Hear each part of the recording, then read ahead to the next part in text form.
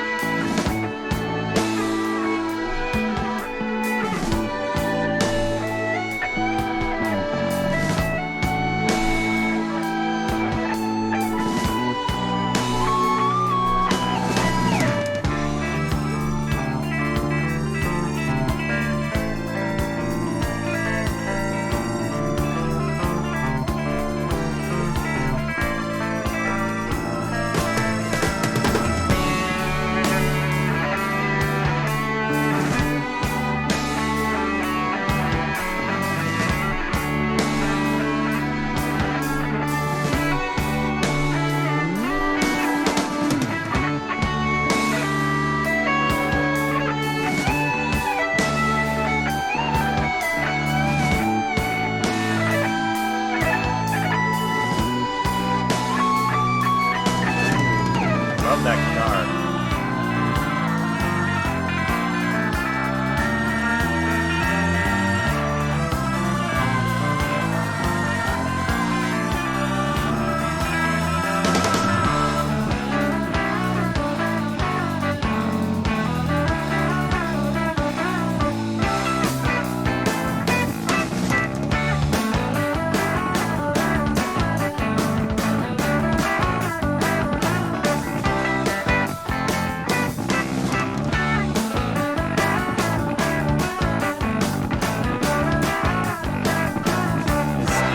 Singing there? Wow.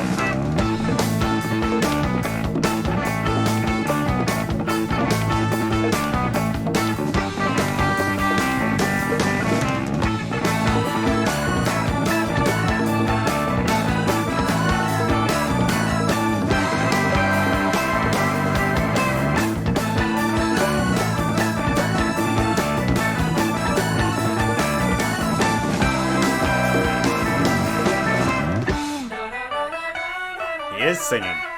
So cool.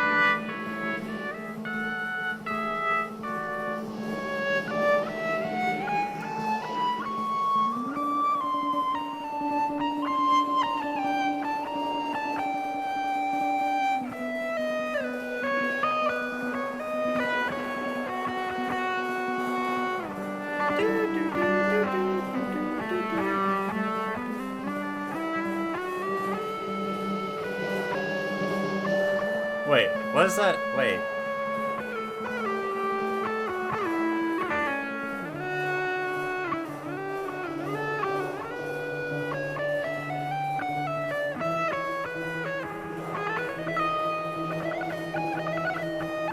There's a lot of tension here.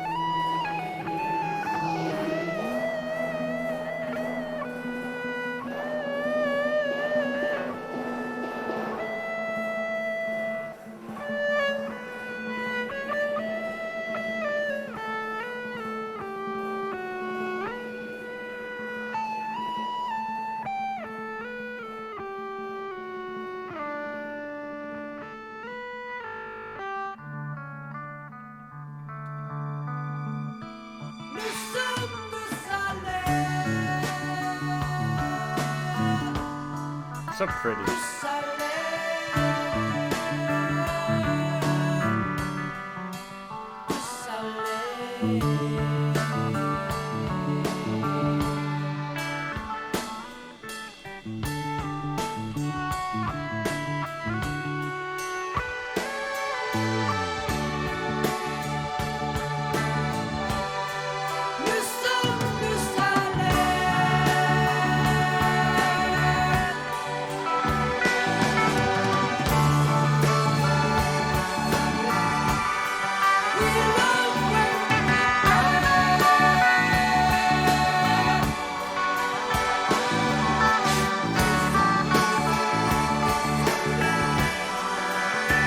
The bass is incredible.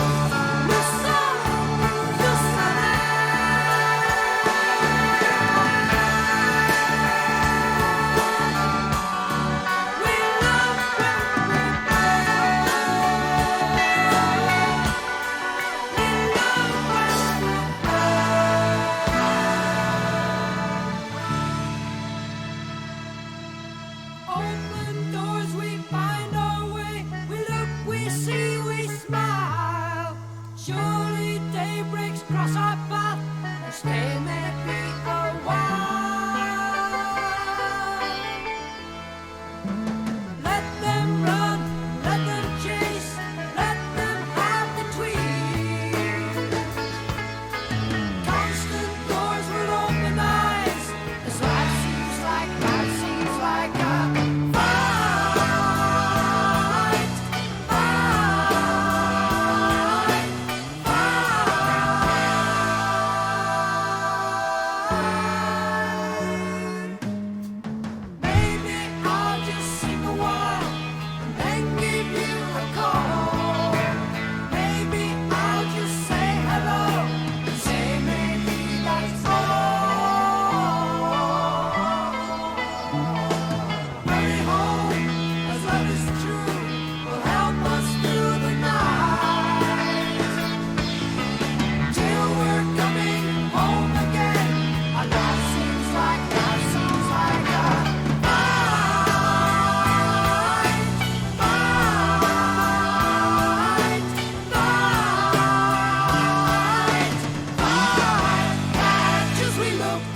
passions that flow as we try, we continue. We receive all we venture to give.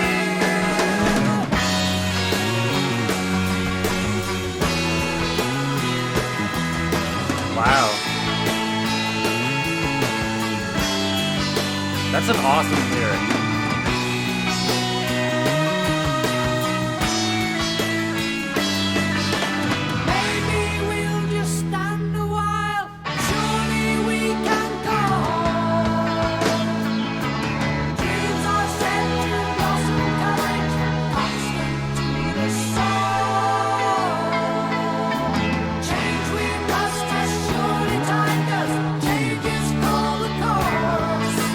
Held inside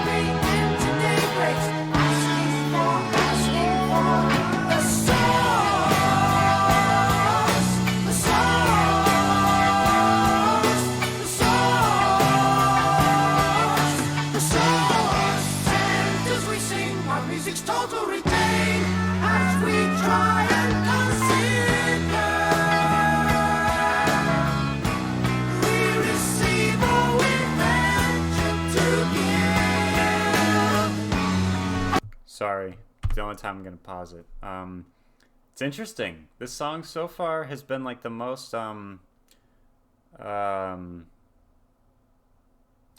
unquote normal song on the whole album, I guess. Like the actual way of singing.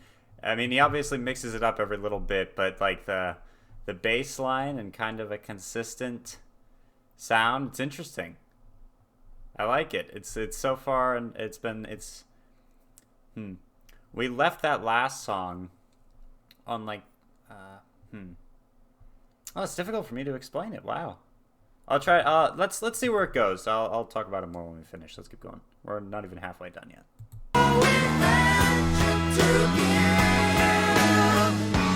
Long way to go.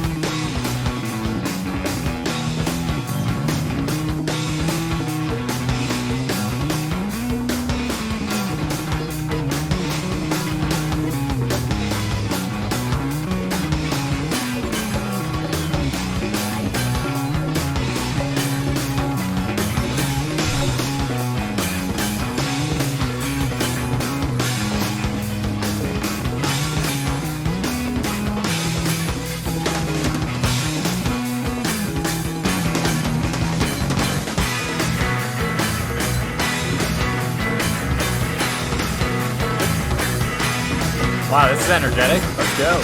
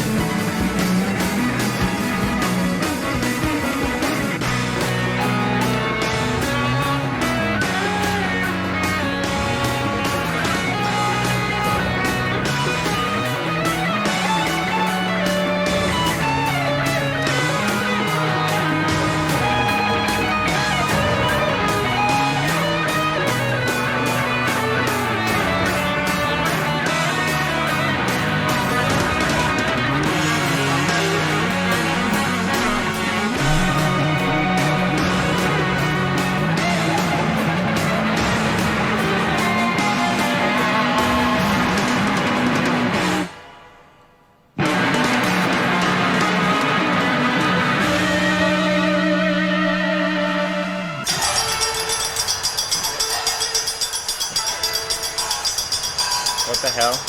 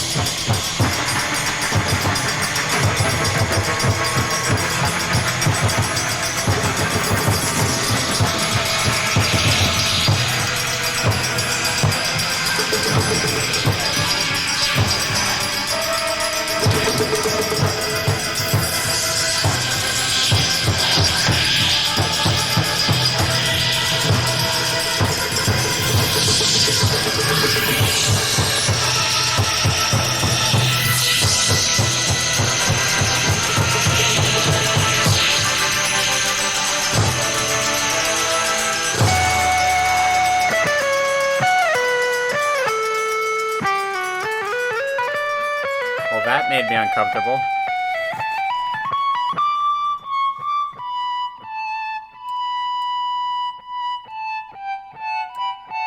That was a perfect transition, though.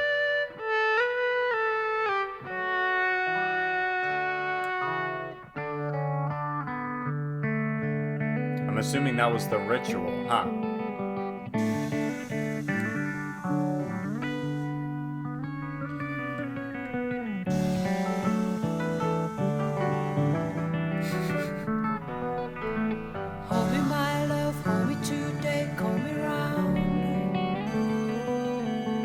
Travel we say, wander we choose, love to lay upon me, hold me around lasting hours. We love when we play, we hear the sound and alter our returning.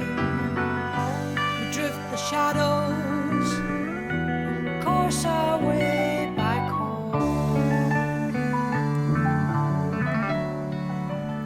Piano's beautiful. Flying home, going home.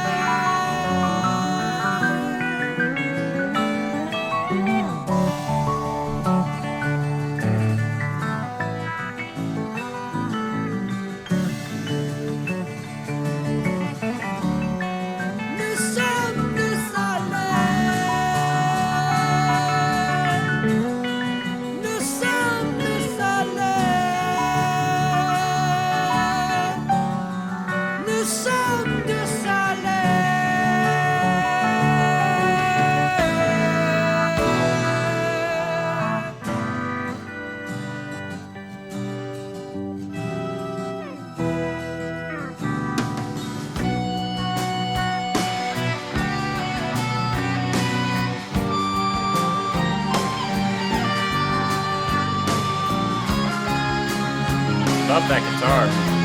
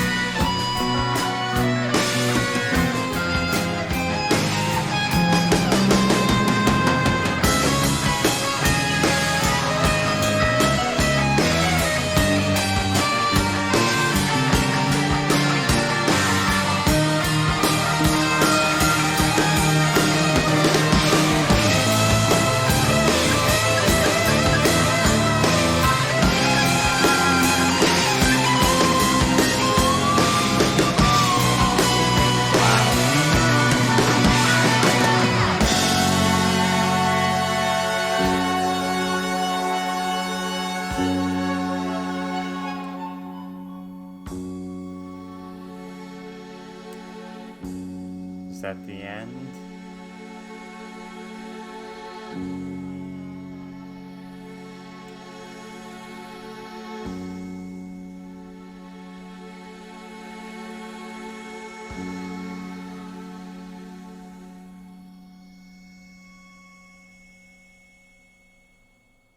Is that the end?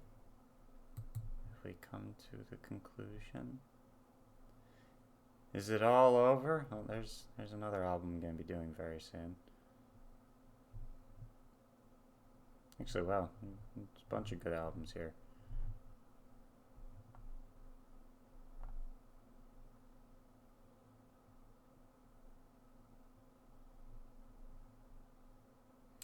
Okay.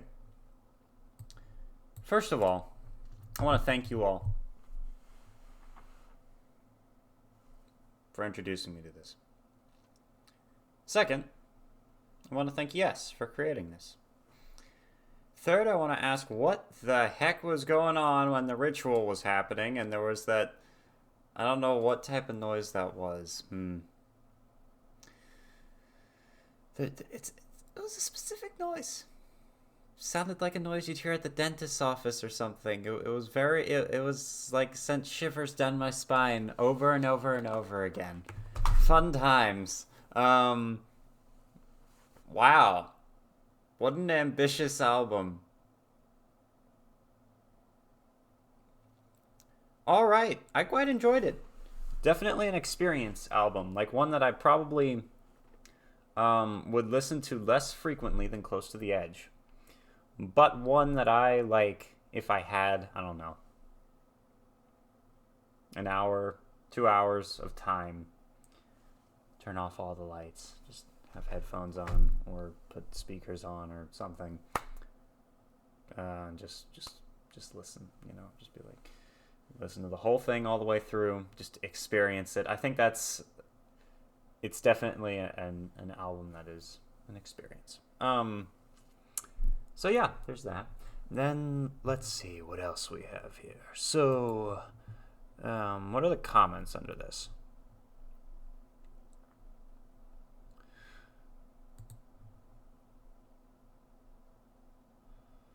All right. Someone wrote, "This was the first live concert I ever attended. I was 20 years old, just back from my second trip to Vietnam. I was just wandering around looking for something to do, sitting at a bus stop, and saw the poster for this unknown to me group called Yes. I said, well, what the heck? So I went. $12 to get in.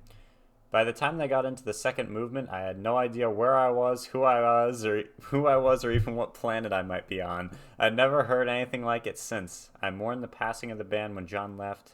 I mourned further when Chris passed away. And yet I can listen to this album and feel myself as I was almost 50 years ago and hear all of them as if new each time. They're the best of the best." Wow. Fish Colo 1. That was awesome. And there's 87 replies to that. "One of the greatest and most underrated albums ever." Definitely, yes. Yeah, we're probably going to see some of that in a minute, but someone wrote, "Thank God for music critics. Their use of this record as an example of the worst excesses of the 70s rock convinced me I had to hear it for the first time today. True magic." Yeah, there you go. "The pinnacle of prog, you either get it or you don't." Pinnacle of prog. I get that. You either get it or you don't. It's annoying to me. The only reason when people say stuff like that is annoying to me is because, I think in my last video I mentioned Tool, and again I'm gonna mention them, but their fan base is very like gatekeepery to other people. It's very annoying, and there's other groups where people do that too. They're like, you're either gonna get it or you're not going to, and it's like, some people have to be introduced to different types of music, like me. So it's,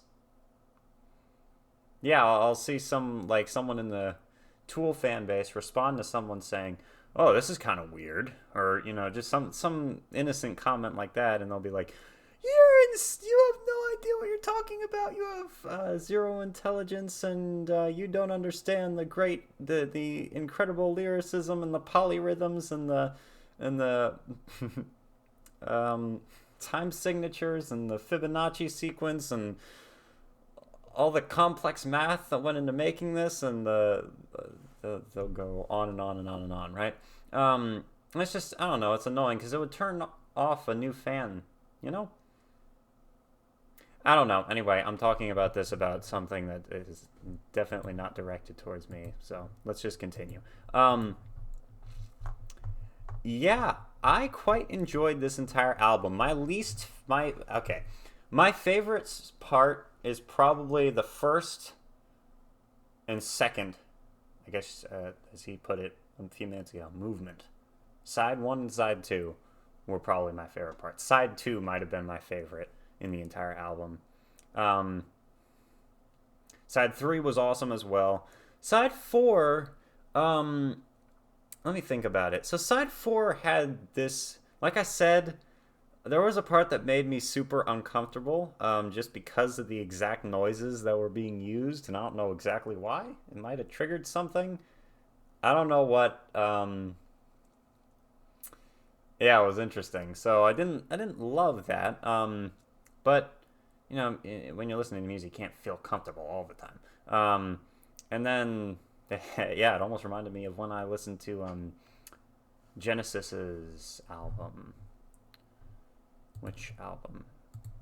This one. The Lamb Lies Down on Broadway. And I was like, wow, the music is making me feel physical things, and no other music has done that really before. Like, a lot of times there'll be emotional feelings, but this is like, ooh, what's going on? And ooh, this is fun, and whoa, what's happening now? So this was along those lines again.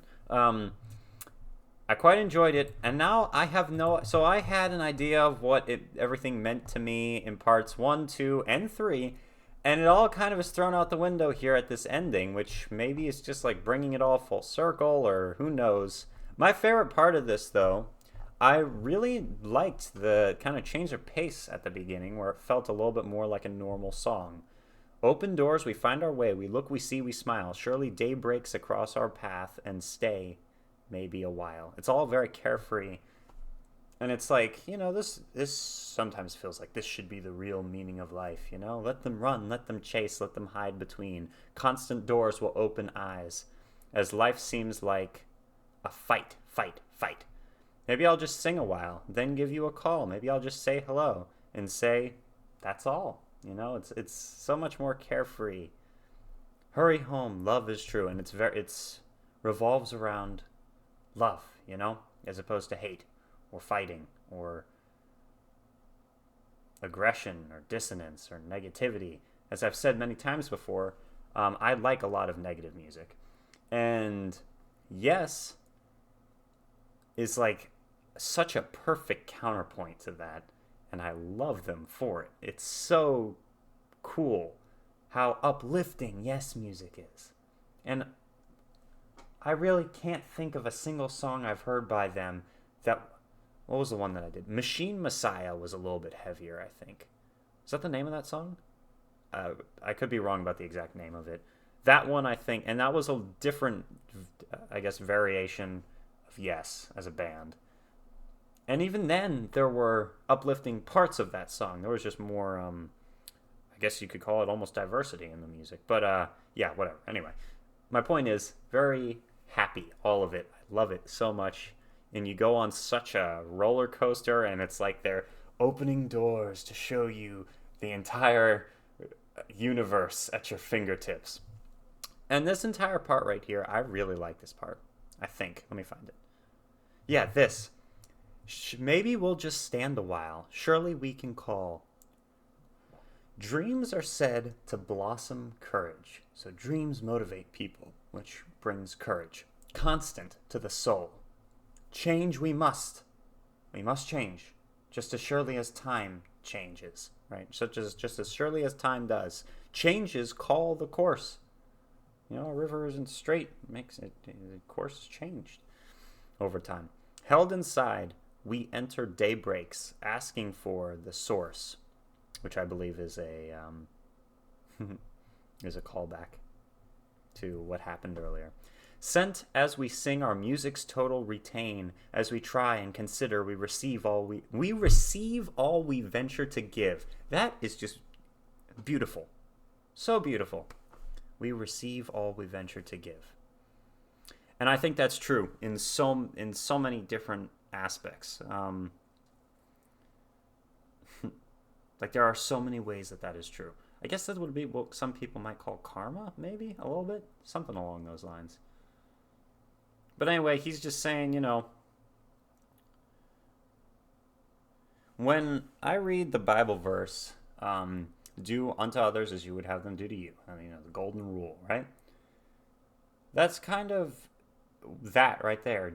You know, that's what I kind of hear in the background of that every single time is if you want people to treat you the way you want to be treated, treat them the way they want to be treated, you know?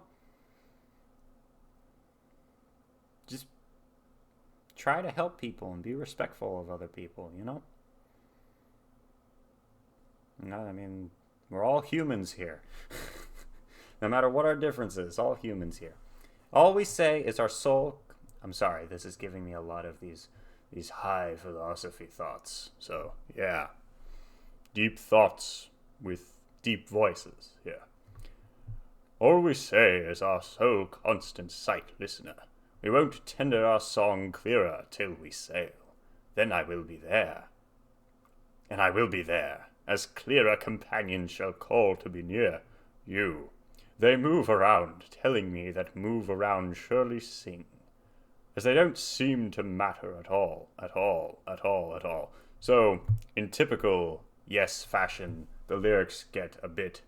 They start to paint a picture using the words that he's using, as opposed to meaning any... It's more abstract, you know? Hold me, my love, hold me today, call me round. Travel, we say, wander, we choose love's tune. Lay upon me, hold me round lasting hours. We love when we play. We hear a sound and alter our returning. We drift the shadows and course our way back home. Flying home, going home. Look at me, look me, my love. Sentences move, dancing away. We join, we receive, as our song memories long hope in a way. Nous Sommes Du Soleil.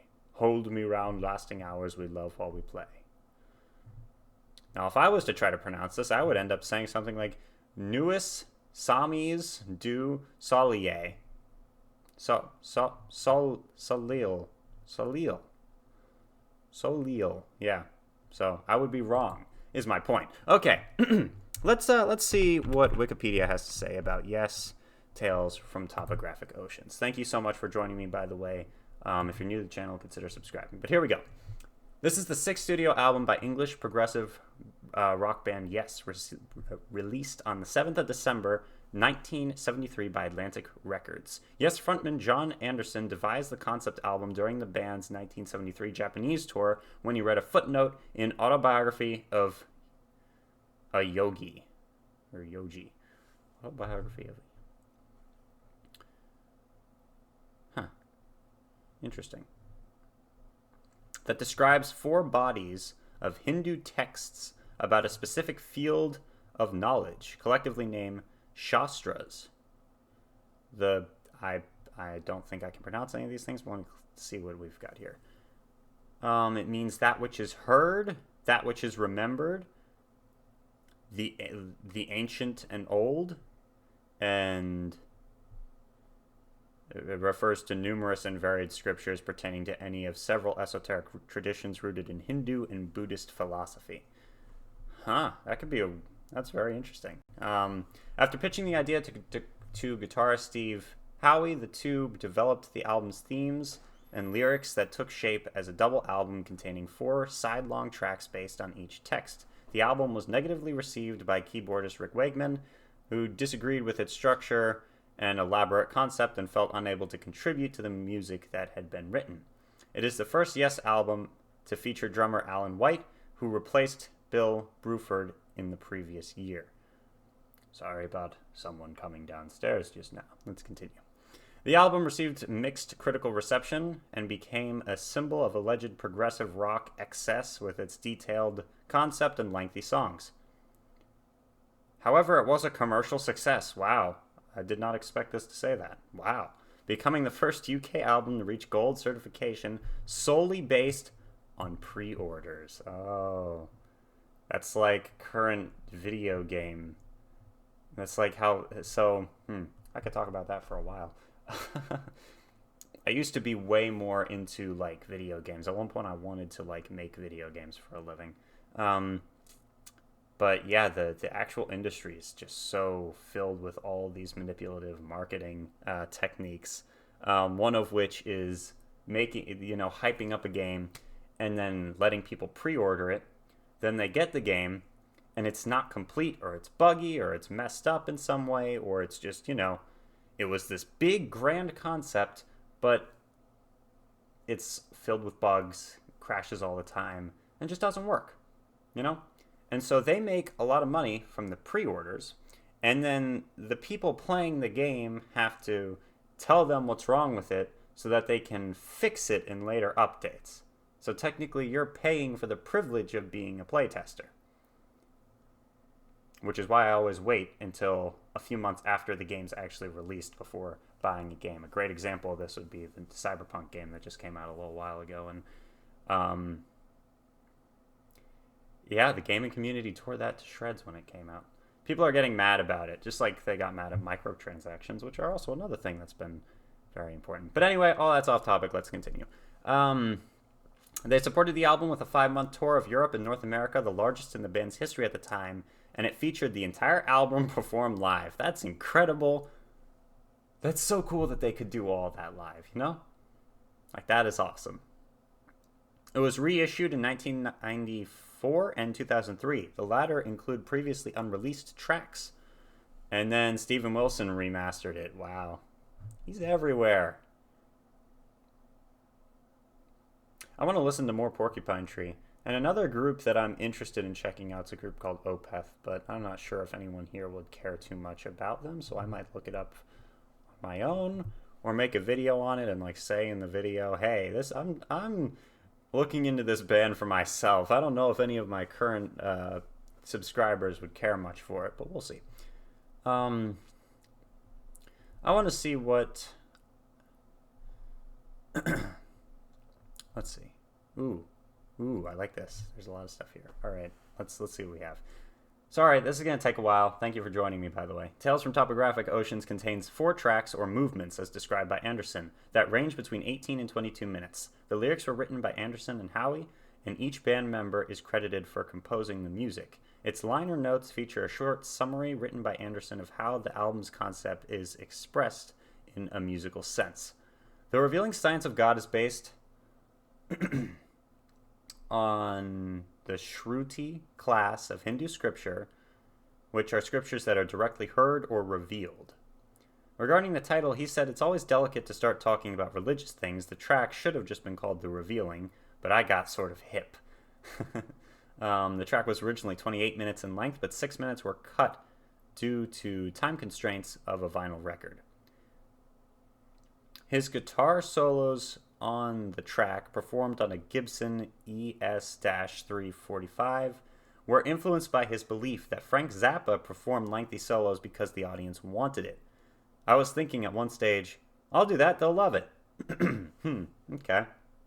Anderson was inspired to open the track with voices that gradually built Hmm. That did not happen though. Sorry, yes it did.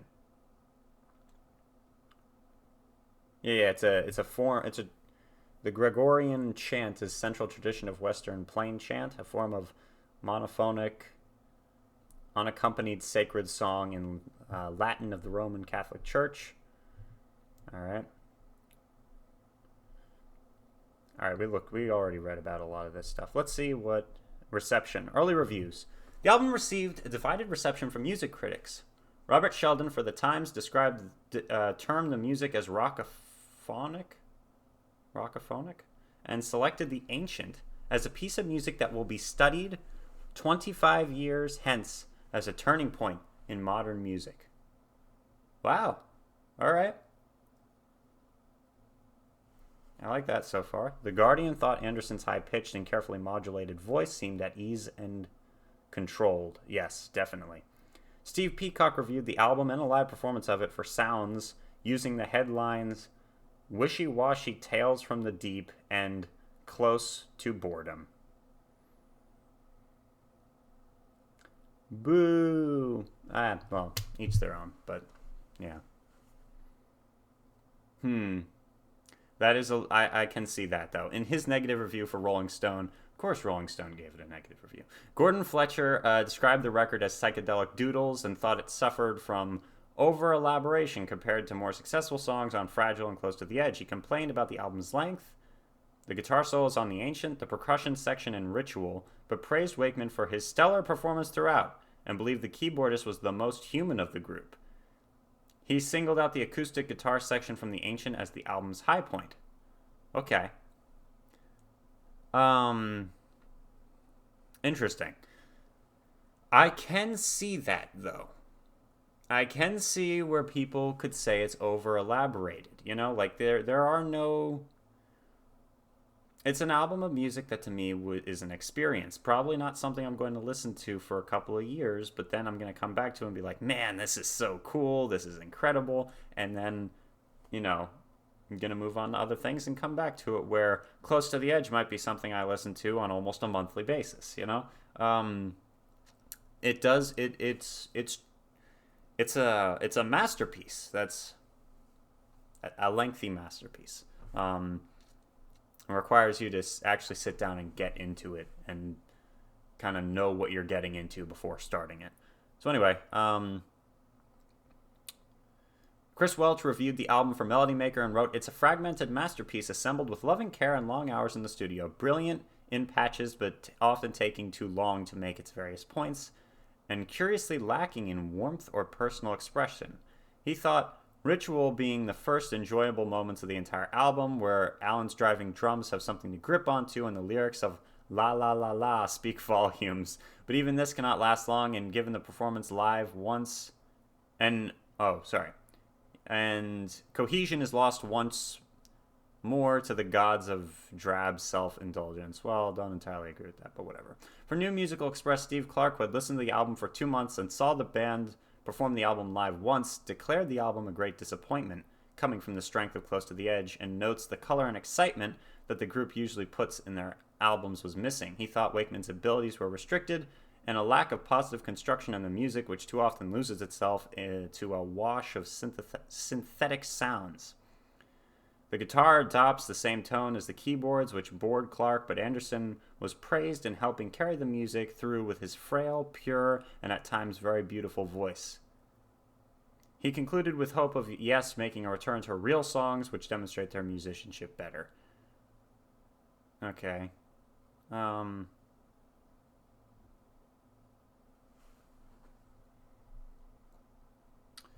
Okay. Let's continue on to later reviews. Retrospectively, Bruce Eater of AllMusic thought the album contains some of the most sublimely beautiful musical passages ever to come from the group, and develops a major chunk of that music in depth and degrees in ways one can only marvel at. Though there's a big leap from marvel to enjoy if one can grab onto it. Tales is long, sometimes glorious musical ride across landscapes strange and wonderful, thick with enticing musical textures. There you go. Yes. Yeah, just beautiful. So then the band members, Anderson felt pleased with 3/4 of the album, with the remaining quarter not quite gelling in 1990, but felt the too soon release deadline given to the band resulted in a lack of time to listen and alter the music properly. Squire recalled the album's period as not a happy one and deemed the album a difficult one. He commented on Anderson's attitude then. John had this visionary idea that you could just walk into a studio, and if the vibes were right, the music would be great at the end of the day. But that isn't reality. And Wakeman continues to hold a critical view. In 2006, he clarified that his total dislike of the album is not entirely true and thinks there are some very nice musical moments on Topographic Oceans.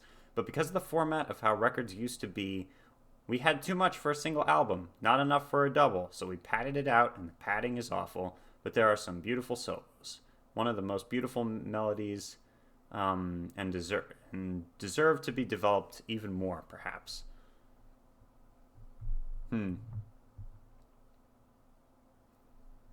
All right.